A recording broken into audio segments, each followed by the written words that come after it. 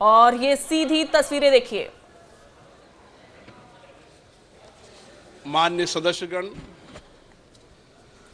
आपको बुलेटिन भाग 2 के माध्यम से पहले ही सूचित किया गया है कि माननीय वित्त मंत्री जी के बजट भाषण की प्रतियां आपको हार्ड कॉपी के रूप में उपलब्ध कराई जाएगी।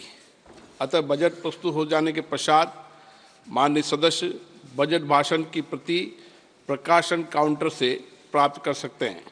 आपको ये भी सूचित किया जाता है कि माननीय मंत्री द्वारा बजट प्रस्तुत किए जाने के पश्चात उसे मेंबर पोर्टल पर भी उपलब्ध करा दिया जाएगा। माननीय वित्त मंत्री जी।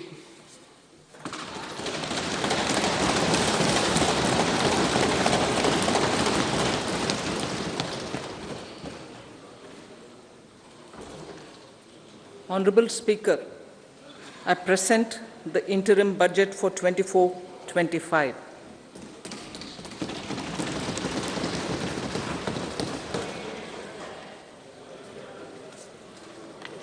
The Indian economy has witnessed profound positive transformation in the last 10 years. The people of India are looking ahead to the future with hope and optimism.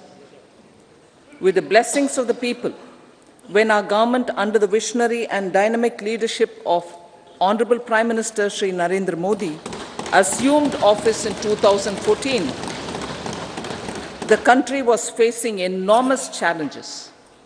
With Sabka Saath, Sabka Vikas as its mantra, the government overcame those challenges in right earnest. Structural reforms were undertaken. Pro-people programs were formulated and implemented promptly. Conditions were created for more opportunities for employment and entrepreneurship. The economy got a new vigor. The fruits of development started reaching the people at scale. The country got a new sense of purpose and hope. Naturally, the people blessed the government with a bigger mandate. In the second term, our government, under the leadership of Honorable Prime Minister, doubled down on its responsibilities to build a prosperous country with comprehensive development of all people and all regions. Our government strengthened its mantra to Sabka Saath, Sabka Vikas and Sabka Vishwas. Our development philosophy covered all elements of inclusivity, namely social inclusivity through coverage of all strata of the society, and geographical inclusivity through development of all regions of the country. With the whole of nation approach of Sabka Prayas, the country overcame the challenges of once in a century pandemic, took long strides towards Atmanirbhar Bharat, committed to Panch Pran, and laid solid foundations for the Amrit Kal. As a result, our young country has high aspirations, pride in its present, and hope and confidence for a bright future. We expect that our government, based on its stupendous work, will be blessed again by the people with a resounding mandate. Inclusive development and growth. Our humane and inclusive approach to development is a marked and deliberate departure from the earlier approach of provisioning up to village level. Development programs were thus provisioned. In the last 10 years, however, have targeted each and every household and individual through housing for all, Har Ghar Jal, electricity for all, cooking gas for all, bank accounts and financial services for all in record time. The worries about food have been eliminated through free ration for 80 crore people. Minimum support prices for the produce of Annadata are periodically increased appropriately. These and the provision of basic necessities have enhanced real income in the rural areas. Their economic needs could be addressed, thus spurring growth and generating jobs. Social justice. Our government is working with an approach to development that is all-round, all-pervasive, and all-inclusive. Sarvangin, Sarvasparshi, or Sarvasamaveshi. It covers all castes and people at all levels. We are working to make India a Vikasit Bharat by 2047. For achieving that goal, we need to improve people's capability and empower them. Previously, social justice was mostly a political slogan. For our government, social justice is an effective and necessary governance model. The saturation approach of covering all eligible people is the true and comprehensive achievement of social justice. This is secularism in हमारी क्रियाओं में है। हमने भ्रष्टाचार को खत्म किया है और हमने साथ ही साथ भाई भतीजावाद को भी खत्म किया है। देखिए, इस समय हमारे यहाँ पर पारदर्शिता है और हम यह सुनिश्चित करते हैं कि सभी योग्य लोगों तक सभी लाभ पहुंचाए जाएं और यह जो सभी अनुसंधान है उनको हम सभी लोगों में समान रूप से बांटते हैं और जो सामाजिक जो चीज़ें हैं हम चाहते हैं कि सभी लोगों को समान रूप से मिलें। हम सभी तरीके से देखते हैं कि हम केवल परिणामों पर ही ध्यान दें और साथ ही साथ सभी के लिए सामाजिक आर्थिक बदलाव भी लाया जाए और सभी को अवसर मिले। जैसा कि हमारे माननीय प्रधानमंत्री जी का यह पूर्ण विश्वास है कि हम गरीब, महिला, युवा और अन्नदाता किसान इनके लिए हम मुख्य रूप से काम करें। इनकी जो आवश्यकताएं हैं, उनकी आकांक्षाएं हैं और उनका कल्याण हमारी सबसे ज्यादा प्राथमिकता है।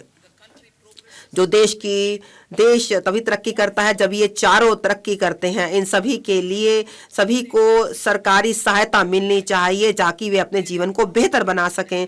उन्हें सशक्त किया जाना चाहिए और जब उनको सशक्त किया जाएगा तो हमारा देश और आगे बढ़ेगा। गरीब कल्याण, देश का कल्याण। हम गरीबों को सशक्त करने में विश्वास रखते हैं। पहला हमारा दृष्टिकोण यह है ताकि किस प्रकार से हम उनको चीज़ें देकर हम गरीबी को दूर करें। जब गरीब सशक्त बनता है और वह भागीदार बनता है सभी विकास गतिविधियों में, तब सरकार की जो शक्ति है वह आम जनता तक पहुंचती है। सबका साथ की जो हम बात कर रहे हैं, पिछले 10 वर्षों के दौरान तो सरकार ने 25 करोड़ लोगों को यह सभी सहायता दी है और हमने विविध प्रकार की गरीबी से उन्हें छुटकारा दिलाया है। हमारी सरकार के प्रयासों के कारण अब सभी जो ऊर्जा है और लोगों के सशक्त जो विकास है वह सब मिलकर आगे बढ़ रहा है और वास्तव में वह उनसे गरीबी से उन्मुक्त कर रही हैं।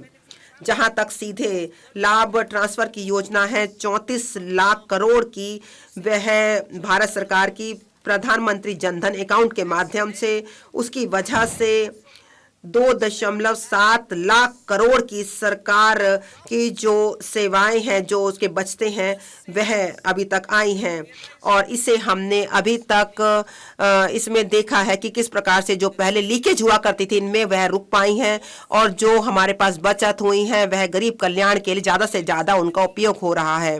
प्रधानमंत्री स्वनिधि, इसने 78 लाख जो सड़क पर काम करने वाले वेंडर्स हैं उनको सहायता प्रदान की है, उनको पैसा दिया है। 78 लाख वेंडर्स में से 2.3 लाख को तीसरी बार हमने क्रेडिट दिया है, उधार दिया है, पैसा दिया है।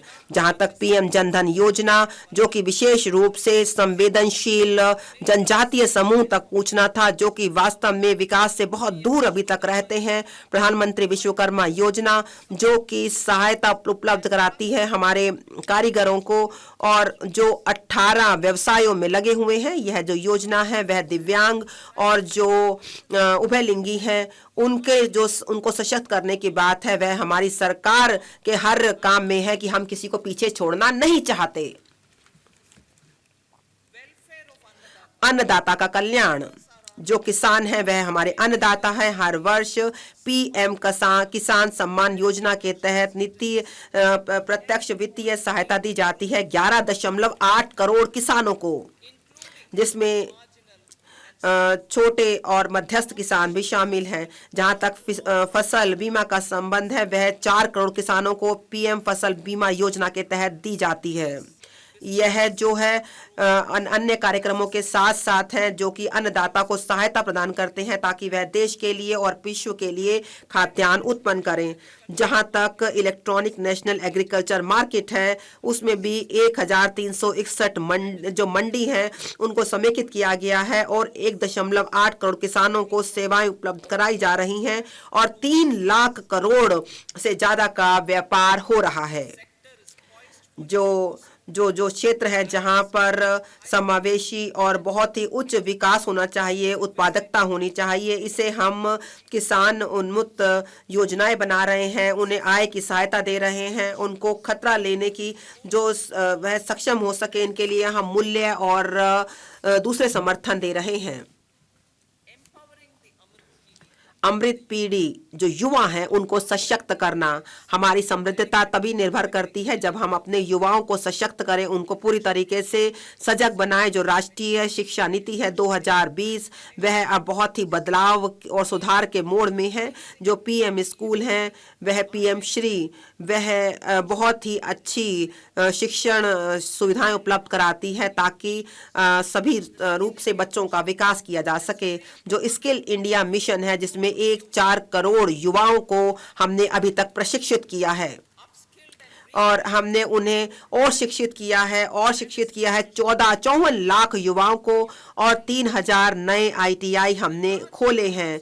भारी संख्या में जो नए संस्थान हैं जो उच्च शिक्षा के हैं जिसमें 7 IIT 16 IIIT हैं, 7 IIM हैं, 15 एम्स हैं और 390 विश्वविद्यालय हैं जिनको हमने अभी तक खोला है।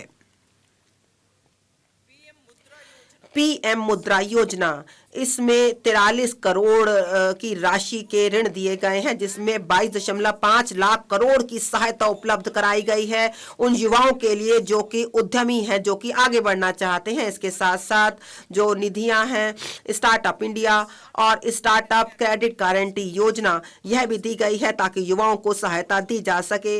वह अब रोजगार दाता बन रहे हैं। जो देश है उसे अपने युवाओं पर बहुत गर्व करता है क्योंकि वह अभी खेल के क्षेत्र में भी बहुत आगे बढ़ रहे हैं। एशियन जो अभी खेल हुए इसमें और एशियन पैरा गेम जो हुए 2023 में उसमें हमने बहुत संख्या में भाग लिया और हमारा विश्वास और बहुत बड़ा। जो चेस और हमारे नंबर 1 रैंक जो प्रज्ञा नंदा है उन्होंने एक बहुत तेज टक्कर दी विश्व के चैंपियन मैग्नस कार्लसन को 2023 में। आज भारत में 80 से ज्यादा चेस ग्रैंड मास्टर है जो कि 2010 में 20 थे। जहां तक नारी शक्ति है उसका विकास, महिलाओं का विकास करना, उद्यमिता के माध्यम से उनके जीवन स्तर को सुधार करना, उन्हें गरिमामय जीवन देना, यह 10 वर्षों में हमने बहुत भारी काम किया है। इसमें 30 करोड़ की मुद्रा योजना के ऋण महिला उद्यमियों को दिए गए हैं। महिलाओं को उच्च शिक्षा में ज्यादा से ज्यादा उनको वह भाग ले रही हैं। पिछले 10 वर्षों में यह 28% बढ़ा है। स्टेम जहां तक कोर्स हैं महिला और लड़कियां हैं उनमें 44% की वृद्धि हुई है जो कि विश्व में सबसे ज्यादा है। यह सभी जो कदम हमने उठाए हैं वह पूरी तरीके से महिलाओं की भागीदारी में जो महिला काम कर रही हैं उसमें बढ़ रहा है। जो 3 तलाक है उसे हमने गैर कानूनी सिद्ध कराया है और 1/3 जो महिलाएं हैं उनको आरक्षण की बात की है लोकसभा और राज्य विधानसभाओं में। और हम 70% से ज्यादा जो घर हैं पीएम आवास योजना में ग्रामीण क्षेत्रों के अंतर्गत उन हम महिलाओं को दे रहे हैं और उन्हें 70% से भी जो घर हैं पीएम आवास योजना के तहत ग्रामीण क्षेत्रों में महिलाओं को दे रहे हैं, या तो वह एकल है या संयुक्त भागीदार हैं, उनकी मालिकाना हक उनके पास है और उनकी गरिमा बड़ी है। बहुत ही अच्छी तरीके से ट्रैक रिकॉर्ड रखा जा रहा है शासन का, विकास का और उनके परफॉर्मेंस का। जीडीपी, जहां तक घर जीडीपी का संबंध है, भारत पूरी तरीके से सरकार ध्यान दे रही है बहुत ही व्यापक जीडीपी को लाया जाए, जो है शासन, विकास और निष्पादन। Our government हमारी सरकार ने बहुत ही एक ऐसा पारदर्शी, उत्तरदायी और जनता उन्मुख ऐसा विश्वास युक्त विकास और शासन लेकर आए हैं, जहां पर हम ज्यादा से ज्यादा काम और कम से कम सरकार पर हम ध्यान दे रहे हैं। हम पूरी तरीके से सकल विकास की तरफ ध्यान दे रहे हैं। सभी क्षेत्रों में सूक्ष्म आर्थिक स्थायित्व आया रहा है, विशेष रूप से बाहरी क्षेत्रों में, और विनिवेश बहुत बड़ा है और हमारी अर्थव्यवस्था बहुत अच्छा काम कर रही है। लोग अच्छा जीवन जी रहे हैं, बहुत अच्छी उनकी आय हो रही है और लोगों की आकांक्षाएं, उम्मीदें भविष्य के लिए बहुत बढ़ रहे हैं। आम जनता की जो औसत आय है वह 50% से ज्यादा बढ़ी है। मुद्रास्फीति एक मध्यम रूप से बढ़ रही है। जो लोग हैं उन्हें से ज्यादा सशक्त किया जा रहा है और उन्हें कहा जा रहा है कि वह अपनी उम्मीदों को पूरा करें, वह कर भी रहे हैं। और देखा जा रहा है जो कार्यक्रम है वह भारी संख्या में समय पर जनता के बीच में आए और बड़े बड़े परियोजनाएं आए। आर्थिक प्रबंध, जहां तक बहुआयामी आर्थिक प्रबंधन का बात है, उसमें कुछ हमने मुख्य तत्व शामिल किए हैं ताकि समावेशी विकास हो। पहला, सभी प्रकार का ढांचागत विकास, चाहे वह डिजिटल हो या सामाजिक हो या वह फिजिकल हो, उसको हम पूरे समय पर एक रिकॉर्ड समय में पूरा कर रहे हैं। नंबर 2, देश के सभी भाग जो हैं वह सक्रिय भागीदारी निभा रहे हैं जहां तक आर्थिक विकास का संबंध है। नंबर 3, जो डिजिटल सार्वजनिक ढांचागत विकास का संबंध है, एक नया विकास हो रहा है। 21वीं सदी की हम बात करें और यह आर्थिक अर्थव्यवस्था को एक बेहतर रूप देने में बहुत अच्छी भूमिका निभा रहा है। जहां तक जीएसटी का संबंध है, उसकी वजह से बहुत ही ज्यादा हम एक राष्ट्र, एक बाजार और एक कर की बात कर रहे हैं। नंबर 5, हम वित्तीय क्षेत्र को बहुत ज्यादा मजबूत कर रहे हैं, जिससे हमारी जो सेवाएं हैं वो बहुत अच्छी हो रही हैं। हमारा ऋण ज्यादा से ज्यादा लोगों को मिल रहा है। नंबर 6, जो गिफ्ट IFSC और एक समेकित नियमावली वाली अथॉरिटी IFSCA, वह बहुत अच्छा मार्ग प्रशस्त कर रहे हैं ताकि विश्व स्तर पर पूंजीगत सेवाएं आर्थिक विकास के लिए अर्थव्यवस्था में लाई जाएं। पूर्व सक्रिय मुद्रास्फीति प्रबंधन की हम बात करें तो एक समय सीमा के भीतर यह काम किया जा रहा है। यदि हम विश्व स्तर पर देखें, माननीय अध्यक्ष महोदय, तो हम देखें तो हमें पता चलता है कि यह जो है बहुत ही अच्छी तरीके से काम हो रहे हैं। जहां तक इसका संबंध है, विश्व स्तर का संबंध है, हम देख रहे हैं कि किस प्रकार से हम जो आपूर्ति चेन है उसको हम बेहतर कर रहे हैं और जो हमारे बहुत ही महत्वपूर्ण मिनरल हैं, तकनीकी हैं, उनको हम आगे बढ़ा रहे हैं। और कोविड के बाद हम विश्व स्तर पर बहुत अच्छे रूप से उभर रहे हैं। भारत ने हाल ही में G20 की अध्यक्षता की, जो कि उस समय में की जब विश्व बहुत ही कठिन समय से जूझ रहा था। विश्व की जो अर्थव्यवस्था है वहां पर बहुत ज्यादा मुद्रास्फीति है, बहुत ब्याज दर बहुत है, कम विकास है और जो बहुत अन्य प्रकार की समस्याएं हैं। महामारी की वजह से जो खाद्यान्न है, जो हमारा जो ईंधन है, जो वित्त है, विश्व स्तर पर उनकी वजह से बहुत समस्याएं हैं, लेकिन भारत इसमें एक विश्व शक्ति के रूप में उभर रहा है। यह देश हमको दिखा रहा है, विश्व को समझा रहा है कि किस प्रकार से हम उन जो विश्व स्तर की समस्याएं हैं उनके समाधान के लिए कैसे हम एक मत हम बन सकते हैं। जब हम बात करते हैं तो अभी हम भारत की बात करते हैं तो ईस्ट यूरोप इकोनॉमिक कॉरिडोर है, यह पूरे विश्व में भारत के लिए बहुत ही महत्वपूर्ण होगा। माननीय प्रधानमंत्री जी के शब्दों में यह जो कॉरिडोर है, और मैं उद्धृत करती हूँ, यह विश्व जो व्यापार होगा वह उसका आधार बनेगा आने वाले 100 वर्षों में, और इतिहास याद रखेगा कि यह जो कॉरिडोर है इसे भारतीय जमीन पर शुरू किया गया था। और अनुद्धृत करती हूँ मैं, विकसित भारत के लिए दृष्टि, हमारा जो दृष्टि है एक समृद्ध भारत के है, जो प्रकृति के साथ आधुनिक आधारभूत संरचना के साथ और अवसर प्रदान करे सभी नागरिकों के लिए और सभी क्षेत्रों के लिए, ताकि उनके क्षमता का इष्टतम प्रयोग किया जा सके। जो हमारी उत्तम विकास यात्रा है जिसमें सबका विश्वास है, अगले 5 वर्षों में जो अभूतपूर्व विकास का दौड़ होगा और स्वर्णिम अवसर होगा, जो विकसित भारत के सपने को साकार करने का 2047 तक, जो डेमोग्राफी, लोकतंत्र और विविधता और जिसके पीछे सबका प्रयास है, उसमें प्रत्येक भारतीय की आकांक्षा को पूरा करने का सामर्थ्य है। जैसा माननीय प्रधानमंत्री जी ने अपने स्वतंत्रता दिवस के संबोधन में कहा, मैं उद्धृत करना चाहती हूँ कि अवसरों की कमी नहीं है, जितनी अवसर हम चाहते हैं उतना है। जो देश है वो और अवसरों को बनाने का सामर्थ्य रखता है और आसमान की बुलंदियों तक इसकी सीमा जाती है। अमृतकाल के लिए रणनीति, हमारी सरकार आर्थिक नीतियों को अपनाएगी जो प्रतिपालनीय विकास को बढ़ावा देगी और समावेशी विकास को बढ़ावा देगी, उत्पादन में वृद्धि होगी, सबके लिए अवसर पर्याप्त होंगे और जो संसाधन हैं उसका भी सृजन किया जाएगा और लोगों की आकांक्षाओं को पूरा किया जाएगा। जो सिद्धांत है हमारा रिफॉर्म, परफॉर्म और ट्रांसफॉर्म का, सरकार जो अगली पीढ़ी के सुधार हैं उसको लेगी और राज्यों के साथ एक सर्वानुमति बनाएगी। ये एक बहुत ही महत्वपूर्ण नीति है, हमारी सरकार के लिए प्राथमिकता है, ताकि समय पे पर्याप्त वित्त उपलब्ध कराए जाएं, उपयुक्त प्रौद्योगिकी हो और लघु, सीमांत और मध्यम उद्योगों को बढ़ावा देने के लिए, ताकि वो वैश्विक स्तर पर प्रतिस्पर्धा कर सकें।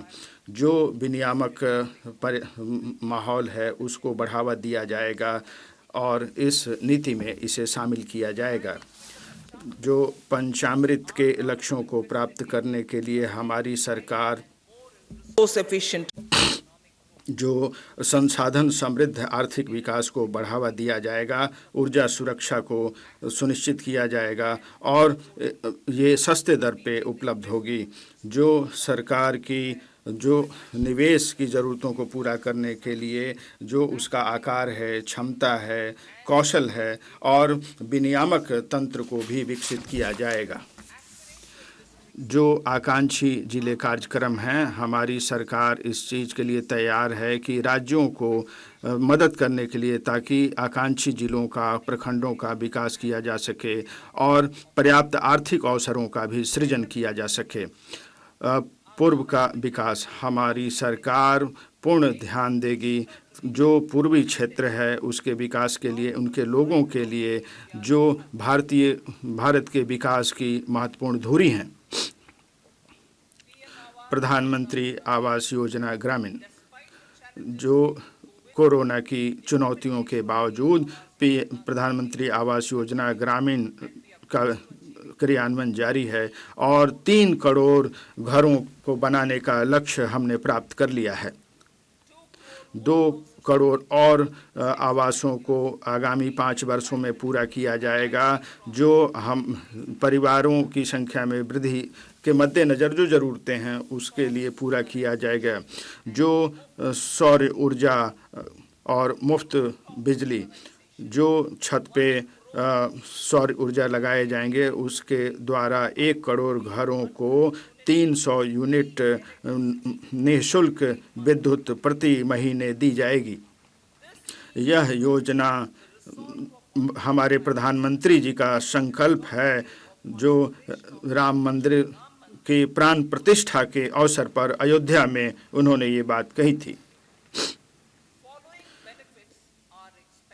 इससे निम्नलिखित लाभ होंगे, जो 15 से 18 हजार रुपया प्रति वर्ष सौर ऊर्जा से प्राप्त होगी, और जो अधिशेष को बेचकर जो वितरण कंपनियों को दिया जाएगा। इलेक्ट्रॉनिक वाहनों का चार्जिंग, और बड़े पैमाने पे जो वेंडर हैं उनको उद्यमिता का अवसर मिलेगा आपूर्ति और संस्थापन के लिए, और युवकों को जो तकनीक कौशल के साथ उत्पादन के लिए, संस्थापन के लिए और रखरखाव के लिए बड़ा अवसर मिलेगा। मध्यम वर्ग के लिए आवास, हमारी सरकार जो मध्यम वर्ग के उपयुक्त लाभार्थी हैं, मैं प्रधानमंत्री जी को उद्धृत करना चाहूँगी कि किराए के मकान में रहने वाले, झुग्गी झोपड़ी में रहने वाले, या चौल में रहने वाले, या अप्राकृतिक कॉलोनियों में रहने वाले, और वो अपना आवास खरीद सकें या उसका निर्माण कर सकें। चिकित्सा महाविद्यालय, बहुत सारे युवा चाहते हैं कि वो डॉक्टर बने और वो बेहतर चिकित्सा सेवा के माध्यम से वो हमारे लोगों की सेवा करना चाहते हैं, और जो वर्तमान आधारभूत संरचना है उसका उपयोग करते हुए हम और अधिक चिकित्सा महाविद्यालय स्थापित करेंगे। एक समिति गठित की जाएगी और इसके बारे में उचित सिफारिश करेगी। सर्वाइकल कैंसर के लिए टीकाकरण, हमारी सरकार टीकाकरण को बढ़ावा देगी। लड़कियों को जो 9 से 14 वर्ष के उम्र में हैं के बीच हैं, ताकि सर्वाइकल कैंसर को रोका जा सके। मातृ और शिशु स्वास्थ्य सेवा, विभिन्न योजनाएं मातृ शक्ति के लिए और बच्चियों के लिए एक व्यापक कार्यक्रम लाया जा रहा है। आंगनबाड़ी केंद्रों का उन्नयन किया जाएगा। सक्षम आंगनबाड़ी और पोषण 2.0 को गति प्रदान की जाएगी, ताकि पोषण और जो मातृ अवस्था में दिया जा सके। जो नई यूविन प्लेटफॉर्म हैं उससे टीकाकरण को और बल दिया जाएगा मिशन इंद्रधनुष के माध्यम से, और पूरे देश में इसको त्वरित गति से लागू किया जाएगा। आयुष्मान भारत स्वास्थ्य सुविधा, आयुष्मान भारत योजना के तहत सभी आशा कर्मियों को दिया जाएगा, सभी आंगनबाड़ी सेविकाओं को, सहायकों को दिया जाएगा। कृषि और खाद्य प्रसंस्करण, जो मूल्यवर्धन है कृषि क्षेत्र में और किसानों की आय को बढ़ाने के लिए और गति प्रदान की जाएगी। प्रधानमंत्री किसान संपदा योजना ने 38 लाख किसानों को लाभ पहुंचाया है और 10 लाख रोजगार के अवसर सृजन किए हैं। प्रधानमंत्री लघु खाद्य प्रसंस्करण योजना ने 2.4 लाख HSG और 60,000 व्यक्तियों को साख के अवसर प्रदान कराए हैं, और अन्य जो योजनाएं हैं उसमें और सहायता कर रही हैं, ताकि जो जिससे कि लाभ आय में वृद्धि हो सके। इस क्षेत्र के त्वरित विकास के लिए हमारी सरकार निजी और सार्वजनिक क्षेत्र के साथ साझेदारी करके जो समन्वय है, आधुनिक भंडारण है और समृद्ध आपूर्ति श्रृंखला है, प्राथमिक और द्वितीय प्रसंस्करण और विपणन और ब्रांडिंग है, उसको बढ़ावा देगी। नैनो DAP नैनो यूरिया के सफल उपयोग के बाद नैनो DAP का उपयोग विभिन्न फसलों पर किया जाएगा और सभी एग्रो क्लाइमेटिक जोन में उसका विस्तार किया जाएगा। आत्मनिर्भर तेल अभियान जो 2022 में जो घोषणा की गई थी, एक रणनीति बनाई जाएगी जिससे आत्मनिर्भरता तिलहन के क्षेत्र में, जिसमें सरसों, मूंगफली, सेसम, सोयाबीन और सूरजमुखी शामिल है। इससे जो अनुसंधान को बढ़ावा दिया जाएगा और जो बाजार की मूल्यवर्धन है और इसमें बीमा भी शामिल होगा। दुग्ध विकास, जो दुग्ध किसान हैं उनको बढ़ावा दिया जाएगा और इसमें जो भारत दुनिया का सबसे बड़ा दुग्ध उत्पादक देश है, भारत दुनिया का सबसे बड़ा दुग्ध उत्पादक देश है, लेकिन देश में दुधारू पशुओं की दुग्ध उत्पादकता कम है। यह कार्यक्रम राष्ट्रीय गोकुल मिशन, राष्ट्रीय पशुधन मिशन और डेयरी प्रसंस्करण एवं पशुपालन के लिए अवसंरचना विकास निधि जैसी मौजूदा योजनाओं की सफलताओं पर आधारित होगी। मत्स्य संपदा, यह हमारी सरकार ही थी जिसने मछुआरों की सहायता करने के महत्व को समझते हुए अलग मत्स्य पालन विभाग की स्थापना की। इसके परिणाम स्वरूप इनलैंड और जल कृषि उत्पादन 2 गुना हो गया है। वर्ष 2013-14 में सी फूड का निर्यात भी 2 गुना हो गया है। प्रधानमंत्री मत्स्य संपदा योजना के कार्यान्वयन को बढ़ावा दिया जाएगा, जिसके उद्देश्य इस प्रकार होंगे: जल कृषि उत्पादकता को प्रति हेक्टेयर मौजूदा 3 टन से बढ़ाकर 5 टन करना, निर्यात को 2 गुना बढ़ाकर 1 लाख करोड़ तक पहुंचाना और 3 निकट भविष्य में रोजगार के 55 लाख अवसरों का सृजन करना। 5 एकीकृत एक्वा पार्कों की स्थापना की जाएगी। लखपति दीदी,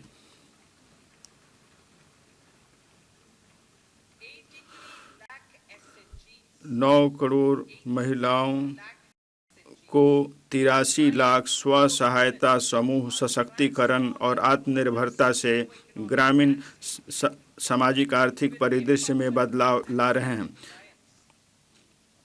इनकी अध्यक्ष महोदय, इनकी सफलता से अब तक लगभग 1 करोड़ महिलाएं लखपति दीदी बन चुकी हैं। वे अन्य महिलाओं के लिए प्रेरणा बन गई हैं। उन्हें सम्मानित करके उनकी उपलब्धियों को मान्यता प्रदान की जाएगी। इस सफलता से उत्साहित होकर लखपति दीदी का लक्ष्य 2 करोड़ से बढ़ाकर 3 करोड़ करने का निर्णय लिया गया है। प्रौद्योगिकी में बदलाव, नए युग की प्रौद्योगिकियां और डाटा लोगों के जीवन और व्यापार में बदलाव ला रहे हैं। इन प्रौद्योगिकियों से नए आर्थिक अवसर भी संभव हो रहे हैं और सामाजिक संरचना के आखिरी पायदान पर मौजूद लोगों सहित सभी लोगों को किफ़ायती दरों पर उच्च गुणवत्ताएं सेवाएं मिल रही हैं। वैश्विक स्तर पर भारत के लिए अवसरों का विस्तार हो रहा है। भारत अपने लोगों की नई पहलों और उद्यमशीलता के माध्यम से समाधान दर्शा रहा है। आर्थिक उन्नति, रोजगार और विकास को बढ़ावा देने के लिए अनुसंधान और नई पहल। प्रधानमंत्री लाल बहादुर शास्त्री जी ने जय जवान जय किसान का नारा दिया था। प्रधानमंत्री अटल बिहारी वाजपेयी जी ने उसे जय जवान जय किसान जय विज्ञान बना दिया। प्रधानमंत्री मोदी जी ने इस नारे का और विस्तार करते हुए इसे जय जवान जय किसान जय विज्ञान और जय अनुसंधान बना दिया है, क्योंकि नई पहल ही विकास का आधार है। प्रौद्योगिकियों को अपनाने वाले हमारे युवाओं के लिए यह एक स्वर्णिम काल होगा। 50 वर्षीय ब्याज मुक्त ऋण के माध्यम से 1 लाख करोड़ रुपए का कॉर्पस स्थापित किया जाएगा। इस कॉर्पस से दीर्घकालिक वित्त पोषण या पुनर्वित्त पोषण कम या शून्य ब्याज दरों पर उपलब्ध कराए जाएंगे। इस कॉर्पस से निजी क्षेत्र अधिकांशतः, मैं दोहराती हूँ, इस कॉर्पस से निजी क्षेत्र अधिकांशतः नए उभरते क्षेत्रों में अनुसंधान और नई पहल को उल्लेखनीय रूप से बढ़ावा देने के लिए प्रोत्साहित होगा। इस कॉर्पस से निजी क्षेत्र अधिकांशतः नए उभरते क्षेत्रों में अनुसंधान और नई पहल को उल्लेखनीय रूप से बढ़ावा देने के लिए प्रोत्साहित होगा। हमें ऐसे कार्यक्रम बनाने होंगे जो युवा शक्ति और प्रौद्योगिकी को जोड़ें। रक्षा प्रयोजनों के लिए गहन प्रौद्योगिकियों को मजबूत करने और आत्मनिर्भरता में तेजी लाने के लिए नई योजना शुरू की जाएगी। और संरचना विकास, पिछले 4 वर्षों में पूंजीगत व्यय के परिव्यय में 3 गुना बढ़ोतरी किए जाने के परिणाम स्वरूप आर्थिक विकास और रोजगार सृजन में कई गुना वृद्धि को आगे बढ़ाते हुए अगले वर्ष के लिए परिव्यय को 11.1% बढ़ाकर 11,11,111 करोड़ रुपए किया जा रहा है। यह सकल घरेलू उत्पाद का 3.4% होगा। रेलवे, 3 प्रमुख आर्थिक रेल गलियारा कार्यक्रम क्रियान्वित किए जाएंगे, जो इस प्रकार हैं: ऊर्जा खनिज सीमेंट गलियारा, 2 पत्तन संपर्कता गलियारा और 3 अधिक यातायात वाले गलियारा। बहुविध मॉडलों वाली संपर्कता को संभव बनाने के लिए प्रधानमंत्री गति शक्ति के अंतर्गत इन परियोजनाओं की पहचान की गई है। इनसे रसद व्यवस्था संबंधी कार्यकुशलता बढ़ेगी और लागत में कमी आएगी। इसके परिणाम स्वरूप अधिक यातायात वाले गलियारों में भीड़ कम होने से यात्री ट्रेनों के परिचालन में सुधार लाने में भी मदद मिलेगी और यात्री सुरक्षा और यात्रा की रफ्तार बढ़ेगी। समर्पित माल भाड़ा गलियारा के साथ साथ इन 3 आर्थिक गलियारा कार्यक्रमों में हमारी जीडीपी की विकास दर बढ़ेगी तथा रसद व्यवस्था संबंधी लागत में भी कमी आएगी।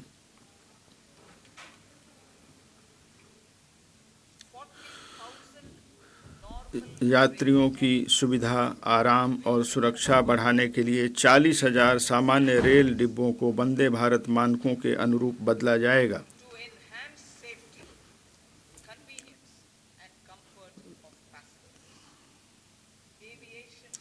विमानन क्षेत्र, पिछले 10 वर्षों में विमानन क्षेत्र का काया पलट कर दिया गया है। हवाई अड्डों की संख्या दुगुनी बढ़कर 149 हो गई है। उड़ान योजना के अंतर्गत टियर 2 और टियर 3 शहरों को बड़े पैमाने पर हवाई मार्गों से जोड़ा गया है।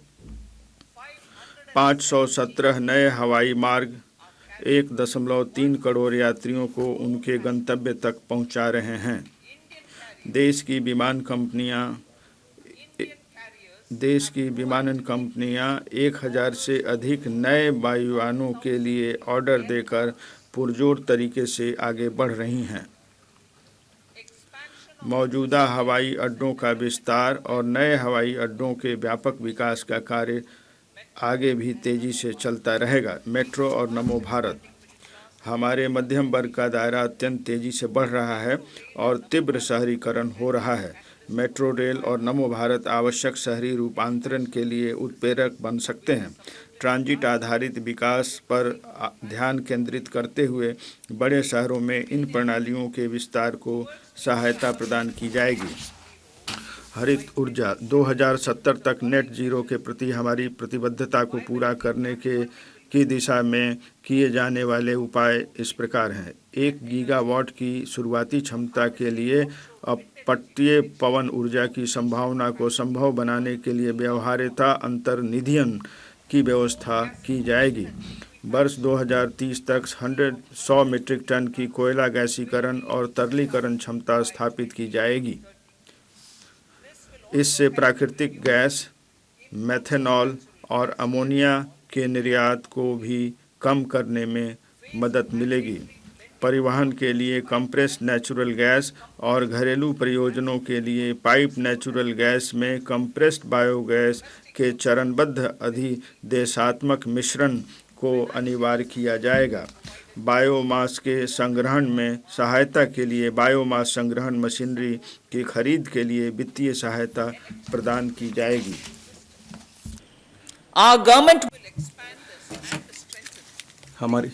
हमारी सरकार ई वाहनों के विनिर्माण और चार्जिंग अवसंरचना को सहायता प्रदान कर ई वाहन इकोसिस्टम का विस्तार और सुदृढ़ीकरण करेगी। सार्वजनिक परिवहन नेटवर्क के लिए अधिक से अधिक संख्या में ई बस के इस्तेमाल को पेमेंट सिक्योरिटी मैकेनिज्म के माध्यम से बढ़ावा दिया जाएगा। जैव विनिर्माण और बायो फाउंड्री, हरित विकास को बढ़ावा देने के लिए जैव विनिर्माण और बायो फाउंड्री की एक नई योजना शुरू की जाएगी। यह योजना जैव अपघटय बहुलक, जैव प्लास्टिक, जैव भेषज और जैव कृषि इनपुट जैसे पर्यावरण हितैषी विकल्प उपलब्ध कराएगी। यह योजना आज के उपभोगकारी विनिर्माण प्रतिमान को पुनः सर्जनात्मक सिद्धांतों पर आधारित विनिर्माण प्रतिमान में रूपांतरित करने में भी मदद करेगी। ब्लू इकोनॉमी 2.0 ब्लू इकोनॉमी 2.0 के लिए जलवायु के अनुकूल कार्यकलापों को बढ़ावा देने के लिए एकीकृत और बहुविषयक दृष्टिकोण के साथ पुनः स्थापन एवं अनुकूलन उपायों और तटीय एक्वाकल्चर और मारीकल्चर की एक योजना शुरू की जाएगी। पर्यटन केंद्रों का व्यापक विकास,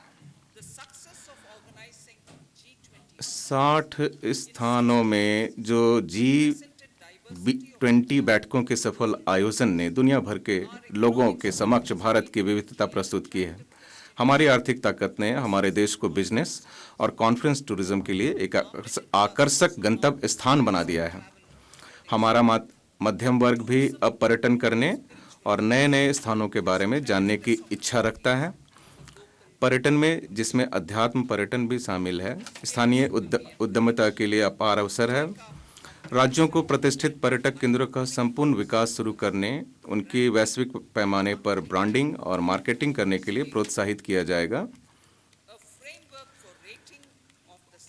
पर्यटक केंद्रों को वहां उपलब्ध सुविधाओं और सेवाओं की गुणवत्ता के आधार पर रेटिंग देने हेतु एक फ्रेमवर्क बनाया जाएगा। ऐसे कार्यकलापों का वित्त पोषण करने के लिए राज्यों को मैचिंग आधार पर ब्याज मुक्त दीर्घावधि ऋण दिया जाएगा। घरेलू पर्यटन के प्रति लोगों के बढ़ते उत्साह पर खरा उतरने के लिए माननीय अध्यक्ष महोदय, लक्षद्वीप सहित हमारे द्वीप समूह में पत्तन संपर्क, पर्यटन अवसंरचना और सुख सुविधाओं हेतु परियोजनाएं शुरू की जाएंगी।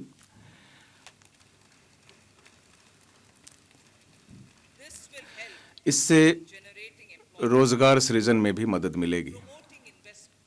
निवेश का संवर्धन 2014 से लेकर 2023 के दौरान एफडीआई अंतर प्रवाह 596 बिलियन अमेरिकी डॉलर रहा था, जो इसे एफडीआई का स्वर्णिम युग बनाता है, जो कि 2005 से 14 के दौरान हुए एफडीआई अंतर प्रवाह से 2 गुना है। संधारणीय विदेशी निवेश को प्रोत्साहित करने के लिए हम अपने विदेशी साझेदारों के साथ प्रथम विकसित भारत की भावना से द्विपक्षीय निवेश संधियों पर वार्ता कर रहे हैं। प्रथम विकसित भारत, विकसित भारत के लिए राज्यों में सुधार। विकसित भारत के सपने को साकार करने के लिए राज्यों में समवृद्धि और विकास के अनेक समर्थकारी सुधार किए जाने की जरूरत है। इस वर्ष 50 वर्ष के ब्याज मुक्त ऋण के रूप में 75,000 करोड़ रुपए का प्रावधान करने का प्रस्ताव किया गया है, ताकि राज्य सरकारों के उन सोपानित सुधारों को मदद पहुंचाई जा सके। समाज से जुड़े बदलाव, सरकार तीव्र जनसंख्या वृद्धि और जनांकिकी परिवर्तनों से उत्पन्न चुनौतियों पर व्यापक रूप से विचार करने हेतु एक उच्चाधिकार प्राप्त समिति का गठन करेगी। इस समिति को विकसित भारत के लक्ष्य के सापेक्ष इन चुनौतियों का संपूर्ण रूप से निराकरण करने के लिए सिफारिशें करने का अधिदेश दिया जाएगा। कर्तव्य काल के रूप में अमृत काल, हमारी सरकार उच्च समृद्धि के साथ अर्थव्यवस्था को सशक्त बनाने और इसका विस्तार करने और लोगों की आकांक्षाएं पूरी करने के लिए उपयुक्त परिस्थितियां तैयार करने हेतु प्रतिबद्ध है। माननीय प्रधानमंत्री ने हमारे गणतंत्र के 75वें वर्ष में राष्ट्र के नाम अपने स्वतंत्रता दिवस संबोधन में कहा था, मैं यहाँ उद्धृत करना चाहूँगी कि हम नई आकांक्षाओं, नई चेतनाओं और नए दृढ़ संकल्प के साथ राष्ट्र के विकास के प्रति स्वयं को समर्पित करें, क्योंकि हमारा देश अनंत संभावनाएं और अवसर प्रदान कर रहा है। यह हमारा कर्तव्य काल है।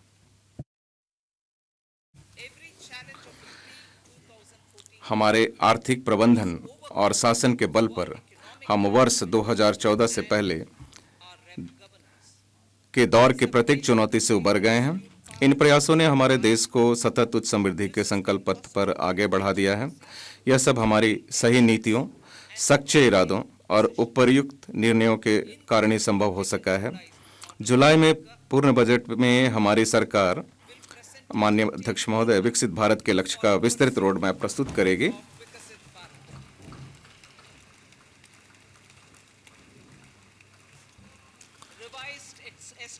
संशोधित अनुमान 2023-24 उधार को छोड़कर कुल प्राप्तियों का संशोधित अनुमान 27.56 लाख करोड़ है, जिसमें से कर प्राप्ति 23.24 लाख करोड़ है।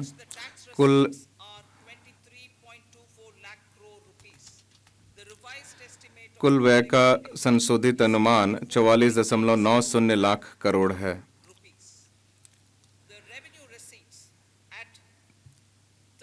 30.03 लाख करोड़ की राजस्व प्राप्ति बजट अनुमान से अधिक रहने की आशा है, जो अर्थव्यवस्था में मजबूत विकास दर और इसके औपचारीकरण को दर्शाता है। राजकोषीय घाटे का संशोधित अनुमान जीडीपी का 5.8% है, जो अंकित विकास अनुमानों में कमी के बावजूद बजट अनुमान की तुलना में बेहतर है। बजट अनुमान 2024-25 वर्ष 2024-25 में उधार में से इतर कुल प्राप्तियां और कुल व्यय क्रमशः 30.80 लाख करोड़ और 47.66 लाख करोड़ रहने का अनुमान है। कर प्राप्तियों के 26.02 लाख करोड़ रहने का अनुमान है। राज्यों के पूंजीगत व्यय के लिए 50 वर्षीय ब्याज मुक्त ऋण योजना कुल 1.3 लाख करोड़ के परिव्यय के साथ इस वर्ष भी जारी रखी जाएगी। जैसा कि मेरे 2021-22 के बजट भाषण में घोषणा की गई थी, हम वर्ष 2025-26 तक राजकोषीय घाटे को 4.5% से नीचे लाने के लिए राजकोषीय सुदृढ़ीकरण के मार्ग पर निरंतर आगे बढ़ रहे हैं। इस मार्ग पर चलते हुए वर्ष 2024-25 में राजकोषीय घाटा जीडीपी के 5.1% रहने का अनुमान है। महोदय, 2024-25 के दौरान दिनांकित प्रतिभूतियों में शकल और निवल बाजार उधारियां क्रमशः 14.13 लाख करोड़ और 11.75 लाख करोड़ रहने का अनुमान लगाया गया है। ये दोनों उधारियां वर्ष 2023-24 के उधारों से कम रहेंगी। अब जबकि बड़े पैमाने पर निवेश हो रहा है, केंद्र सरकार द्वारा कम उधार लेने से निजी क्षेत्र के लिए और अधिक मात्रा में ऋण उपलब्ध होगा। लेखा अनुदान, मैं वित्त वर्ष 2024-25 के एक भाग के लिए विनियोग विधेयक के माध्यम से लेखा अनुदान हेतु संसद से अनुमोदन प्राप्त करना चाहूंगी। अब मैं भाग ख की ओर बढ़ती हूं। माननीय अध्यक्ष महोदय, पिछले 10 वर्षों में प्रत्यक्ष कर संग्रहण 3 गुना से अधिक हो गया है और विवरणी दाखिल करने वालों की संख्या 2.4 गुना हो गई है। मैं करदाताओं को आश्वस्त करना चाहूंगी कि उनके योगदान का देश के विकास और जनता के कल्याण के लिए विवेकपूर्ण उपयोग किया गया है। मैं करदाताओं के सहयोग के लिए उनकी सराहना करती हूं। सरकार ने कर दरों में कटौती की है और इन्हें विवेकपूर्ण बनाया है। नई कर योजना के तहत अब 7 लाख तक की आय वाले करदाताओं के लिए कोई कर देनदारी नहीं है। वित्तीय वर्ष 2013-14 में 2.2 लाख तक की आय वाले करदाताओं के लिए कोई कर देनदारी नहीं थी। खुदरा व्यापार के लिए प्रिजेम्प्टिव कराधान की सीमा 2 करोड़ से बढ़ाकर 3 करोड़ की गई। इसी प्रकार प्रिजम्प्टिव कराधान के पात्र व्यवसायियों के लिए यह सीमा 50 लाख से बढ़ाकर 75 लाख की गई। साथ ही कॉरपोरेट कर की दर मौजूदा स्वदेशी कंपनियों के लिए 30% से बढ़ाकर 22% की गई और कुछ नई विनिर्माण कंपनियों के लिए यह दर 15% की गई। माननीय अध्यक्ष महोदय, पिछले 5 वर्षों में करदाता सेवाओं में सुधार करने पर हमारा विशेष जोर रहा है। पहचान रहित निर्धारण और अपील की शुरुआत कर क्षेत्राधिकार आधारित निर्धारण प्रणाली को बदल दिया गया, जिससे कार्यकुशलता, पारदर्शिता और जवाबदेही बढ़ी है। अद्यतन की हुई आयकर विवरणियां, नया फॉर्म 26 AS और पहले से भरी हुई कर विवरणियां शुरू किए जाने से कर विवरणियां दाखिल करने की प्रक्रिया अधिक सरल और आसान हो गई है। विवरणियों पर कार्रवाई में वर्ष 2013-14 में औसतन 93 दिन लगते थे, जो कम होकर इस वर्ष केवल 10 दिन रह गए हैं। इससे प्रतिदाय रिफंड जारी करने में तेजी आई है। अप्रत्यक्ष कर, भारत में अत्यंत बटी हुई अप्रत्यक्ष कर व्यवस्था को एकीकृत करके GST ने व्यापार और उद्योग पर अनुपालन के बोझ को कम कर दिया है। उद्योग जगत ने GST के लाभ को स्वीकारा है। एक अग्रणी परामर्शदाता फर्म द्वारा हाल ही में किए गए सर्वेक्षण के अनुसार 94% उद्योग प्रमुख GST में हुए बदलाव को व्यापक रूप से सकारात्मक मानते हैं। सर्वेक्षण में प्रश्नों के उत्तर देने वाले 80% प्रतिभागियों के अनुसार इससे आपूर्ति श्रृंखला ऑप्टिमाइज हुई है, क्योंकि टैक्स आर्बिट्राज और ऑक्ट्राई के हटने के परिणाम स्वरूप राज्यों और शहरों की सीमाओं से चेक पोस्ट हट गए हैं। साथ ही GST का कर आधार बढ़कर दोगुने से अधिक हो गया है। इस वर्ष औसत मासिक सकल GST संग्रहण बढ़कर लगभग दोगुना तथा 1.66 लाख करोड़ रुपए हो गया है। इससे राज्य भी लाभान्वित हुए हैं। राज्यों को जारी किए गए कंपनसेशन सहित राज्यों के SG/ST राजस्व की बॉयंसी 2017-18 से 2022-23 तक GST के बाद वाली अवधि में ये 1.122 है। इसके विपरीत वर्ष 2012-13 से 2015-16 की GST से पूर्व की 4 वर्षों की अवधि में विलय होने वाले राज्य राजस्व की टैक्स बॉयंसी केवल 0.72 थी। इससे सबसे बड़े लाभार्थी उपभोक्ता हैं, क्योंकि संभार तंत्र संबंधी लागतों और करों में कमी के परिणाम स्वरूप अधिकांश वस्तुओं और सेवाओं की कीमतें कम हुई है। हमने अंतर्राष्ट्रीय व्यापार को सुविधाजनक बनाने के लिए सीमा शुल्क में अनेक उपाय किए हैं, जिसके परिणाम स्वरूप वर्ष 2019 में जब पहली बार नेशनल टाइम रिलीज अध्ययन शुरू हुए, तब से 4 वर्षों की अवधि में इनलैंड कंटेनर डिपो में आयात निर्गम समावधि 47% कम होकर 71 घंटे रह गई हैं। एयर कार्गो परिसरों में 28% कम होकर 44 घंटे तथा बंदरगाहों में 27% कम होकर 85 घंटे रह गई है।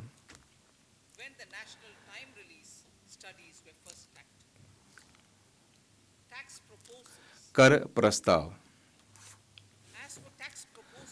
कर प्रस्तावों के संबंध में परंपरा के अनुरूप मैं कराधान के संबंध में किसी भी बदलाव का प्रस्ताव नहीं कर रही हूं और प्रत्यक्ष कर तथा आयात शुल्कों सहित अप्रत्यक्ष करों के संबंध में कर दरें यथावत बनाए रखने का प्रस्ताव कर रही हूं।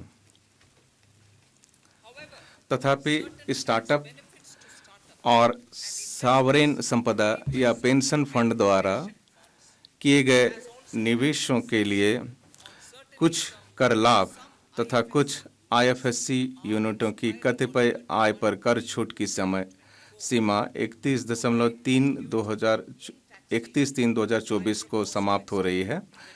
कराधान में निरंतरता बनाए रखने के लिए मैं समय सीमा की इस तारीख को 31/3/2025 तक बढ़ाने का प्रस्ताव करती हूँ।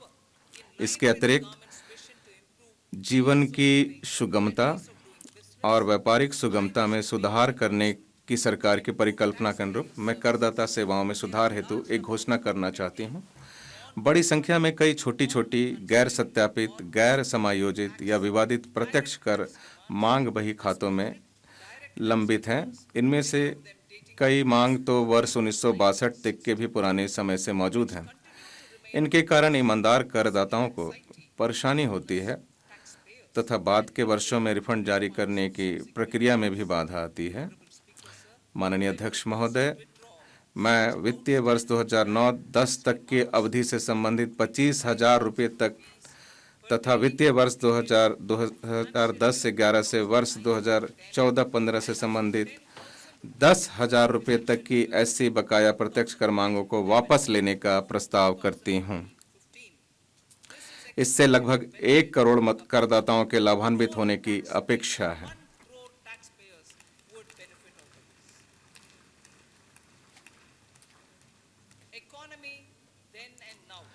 अर्थव्यवस्था तब और अब वर्ष 2014 में जब हमारी सरकार ने बागडोर संभाली थी, चरण दर चरण अर्थव्यवस्था को दुरुस्त करने और शासन प्रणाली को सही रास्ते पर लाने की जिम्मेदारी बहुत बड़ी थी। समय की मांग थी कि लोगों को आशा की किरणें दिखें, निवेश आकर्षित किया जा सके और सुधार के लिए आवश्यक समर्थन जुटाया जा सके। सरकार ने इसे सफलतापूर्वक किया। राष्ट्र प्रथम के मजबूत विश्वास के साथ इसे सफलतापूर्वक हासिल किया। उन वर्षों के संकटों से पार पा लिया गया है और अर्थव्यवस्था सर्वांगीण विकास के साथ उच्च संधारणीय समृद्धि पथ पर बढ़ चली है। अब यह देखना उपयुक्त होगा कि तब वर्ष 2014 तक हम कहाँ थे और अब कहाँ हैं। मैं इसको दोहराना चाहूँगी, अब यह देखना उपयुक्त होगा कि तब वर्ष 2014 तक हम कहाँ थे और अब कहाँ हैं, केवल इसलिए कि उन वर्षों के कुप्रबंधन से सबको सीखा जा सके। इस संदर्भ में सरकार सदन के पटल पर एक श्वेत पत्र प्रस्तुत करेगी।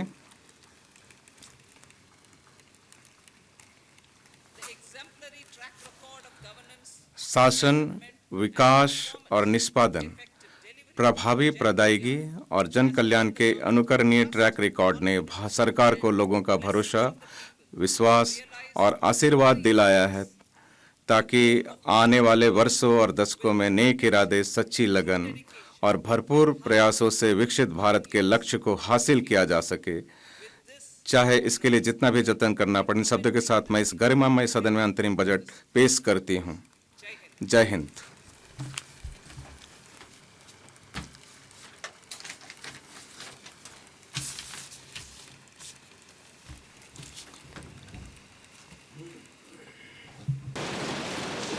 आइटम नंबर 2, मद संख्या 2।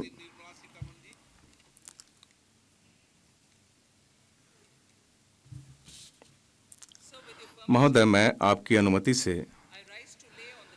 राज्य वित्तीय उत्तरदायित्व तथा बजट प्रबंध FRBM अधिनियम 2003 की धारा 3(1) के अंतर्गत निम्नलिखित विवरण सभा पटल पर रखती हूँ। मध्यम अवधि राज्य वित्तीय नीति, सह राज्य वित्तीय नीति युक्ति संबंधी विवरण और बृहत आर्थिक रूपरेखा संबंधी विवरण।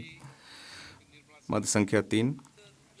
महोदय, आपकी अनुमति से मैं प्रस्ताव करती हूँ कि वित्त विधेयक 2024 को पुरस्तापित करने की अनुमति दी जाए।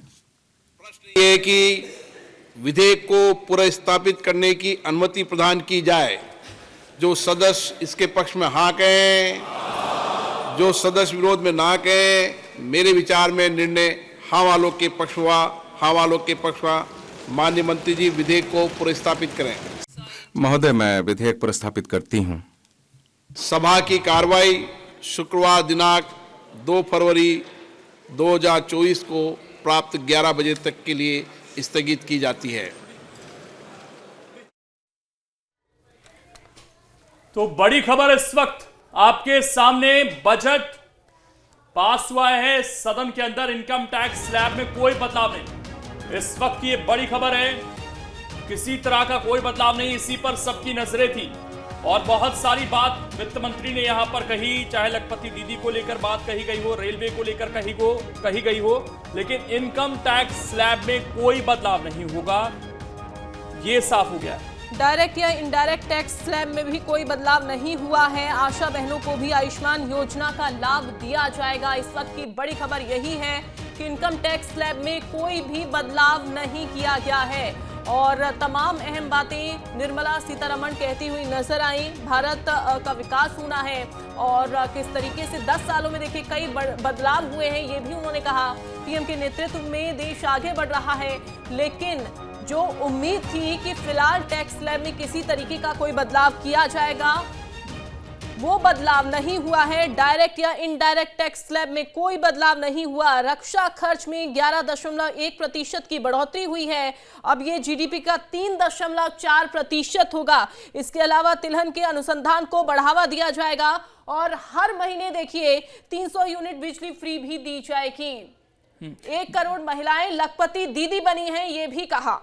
देखिए बहुत सारी उम्मीदें थी, लेकिन जिस तरह का ये पूरा बजट है अंजलि, क्योंकि अभी तो इसका बहुत सारा विश्लेषण होगा, बहुत सारे बिंदु इसमें से निकल कर आएंगे, लेकिन फिलहाल ये जो हम कहते हैं कि चुनावी बजट जैसा या फिर इसमें कुछ ऐसी बड़ी घोषणा हुई हो जिस पर बहुत ज्यादा चर्चा हो, ऐसा फिलहाल नहीं दिख रहा। हालांकि हम ये कह रहे हैं कि अभी बहुत शुरुआती आकलन है इस बजट का, धीरे धीरे विशेषज्ञों की राय भी इसमें निकलकर सामने आएगी और स्थिति इस पर स्पष्ट होती जाएगी। लेकिन फिलहाल जो दिख रहा है वो यही कि सबसे ज्यादा चर्चा मिडिल क्लास जिस पर करता है वो यही कि क्या टैक्स में कोई छूट मुझे मिली, तो उस पर सीधा आंसर है नो, कि किसी तरह का कोई बदलाव उसमें नहीं हुआ है।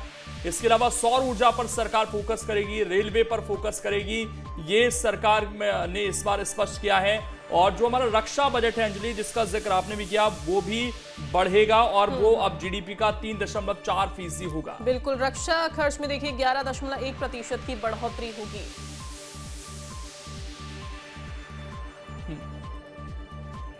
तो बिल्कुल बजट पर सबकी नजरें थी और वित्त मंत्री ने कौन कौन सी बड़ी चीजें इस बजट भाषण के दौरान कही, फटाफट वो आपको सुनवाते हैं। कराए ग्रामीण विकास के जो कार्यक्रम थे पिछले 10 वर्षों के दौरान अगर देखा जाए, उसमें हमने प्रत्येक घर के अंतर्गत चाहे सभी के लिए आवास की योजना हो, हर घर जल हो, या सभी के लिए बिजली हो, या सभी के लिए कुकिंग गैस हो, या सभी के लिए वित्तीय सेवाएं और बैंक अकाउंट खोलने की बात हो, हमने रिकॉर्ड टाइम में यह काम किया। जहां तक खाद्यान्न की चिंता का संबंध था, उसे हमने बिल्कुल दूर कर दिया और हमने 80 करोड़ लोगों के लिए मुफ्त बिल्कुल निःशुल्क राशन उपलब्ध कराया है। और जो न्यूनतम समर्थन मूल्य है, जहां तक अन्नदाता के उत्पादन के लिए हमने इससे समय पर लगातार आवधिक रूप से बढ़ाया है और जो आवश्यक मूलभूत आवश्यकताएं हैं उसने वास्तव में ग्रामीण क्षेत्र में लोगों की आय को बढ़ाया है। जो आर्थिक आवश्यकताएं हैं उनको हम इस प्रकार से ठीक कर सके और हम ज्यादा से ज्यादा नौकरियों के अवसर उपलब्ध करा सके। और इस वक्त हमारे सहयोगी भोपाल से अतुल जुड़ गए हैं। अतुल, किस तरह का रिएक्शन है पहली बार बजट को लेकर?